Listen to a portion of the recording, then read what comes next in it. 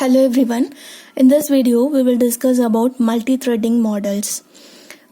So you know about what is multi-threaded process. If there is one process which consists of many threads and that process is said to be multi-threaded process.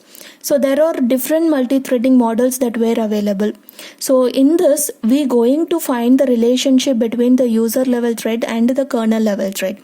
User level thread, which are nothing but the thread that can run in user space, which is developed by the application, which means the threads that going to execute only through the application whichever developed by the user is said to be user level threads, and kernel level threads, which are nothing but that has been stored in kernel space and that could be executed by the kernel is said to be kernel level threads. Okay, so we know what are all the similarities and what are all the differences between user level threads and the kernel level threads, and we discussed in the last video. So now we going to find out the relationship between the user level thread and the kernel level thread.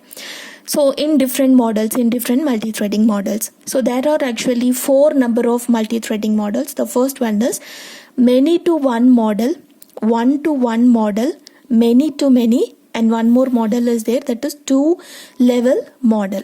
So let us see one by one. First one is many to one model. So here we going to map the many number of user level threads with a single kernel level thread. This is what many to one model. So you may have more than one number of user level threads, but whatever the thing you're going to map with a single kernel level thread. So from this model, what are all the drawbacks, what are all the overhead we will face in this particular multi-threading model? So if you look at this, since there is only one kernel level thread, so if any of the if any of the thread is not performing its operation correctly, so what it will do, it has to send that block system call in order to block that particular thread. Not the particular thread. So if it is producing the block system call, it will block the entire process. It will block all the number of threads that were available in the system. So that could be the disadvantage of this particular model, that is many to one model. So blocking system call may lead to blocking the entire process itself. So that is what. And one more thing, concurrency is not possible. So if the one thread has been blocked, the other thread cannot be scheduled because blocking one thread is not possible at all. So it will block the entire process itself. All the number of threads could get blocked. So concurrency is not possible. So if the number of threads may not execute concurrently.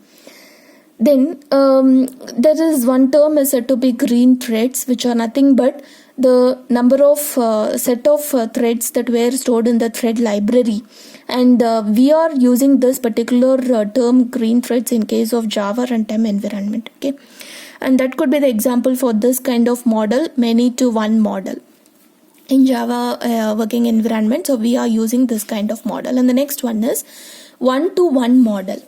Here if you look at this, there is one user level thread and each and every one user level thread has been related to a single kernel level thread. So this is what one to one model. Each and every user level thread must map to a single kernel level thread. So this is what one to one model. So here even though if any of the kernel thread tries to block the user level thread, the other user level thread may also work and it will perform its own set of operations. So blocking system call does not affect all other threads. The remaining threads will also not be blocked. So it will not block the entire process because each and every user level thread may map to or may relate to the other single kernel level thread separately, right? So we are not facing that kind of problem, and the concurrency is also possible. Even any one of the thread has been blocked, the other threads will work properly. So that is what concurrency. So all other threads will be executed concurrently. So that is also possible in case of one-to-one model. And if you look at this Linux environment, this could be the best example because in those environment we are using this kind of model, that is one-to-one model. How the user level thread has been related to the kernel level thread. And going to the next model is said to be many to many model. So in this particular model, so here in this model we have the number of user level threads, and all those things has been connected with, or it has been related to the number of finite amount of the number of kernel level threads. So either it may be equivalent to the kernel number of threads, or it might be it might have the smaller number of kernel level threads. That is what many to many model.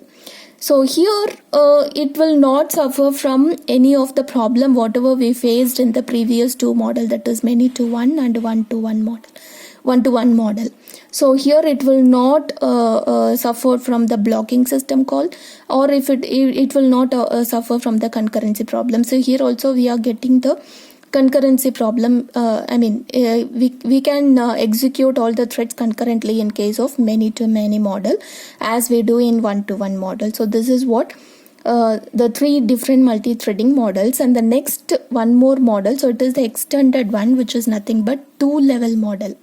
So if you look at this two-level model, so here we just combined this many to one and many to many, and also this one to one model. So if you look at this, there are actually more number of user level threads has been connected with the more number of kernel level threads. So this might be a equivalent number of kernel level threads, or it might have the smaller set of kernel level threads, and each and every user level thread must bound with a single kernel level thread. So it is a combination of many to many model and the one to one model. So that is what it has the name two level model. So by this model also, so it is one which has been used in case of Solaris operating system. So it could be better to use because it is not suffered from any of the shortcomings as we discussed in other models like concurrency or any other thing. Like in many to one model, we don't have the concurrency. We cannot achieve the concurrency. So that could be one of the problems. So we cannot face that problem in case of this two-level model. So it is the extended one of the previous two models. So these are all nothing about multi-threaded models. Thank you.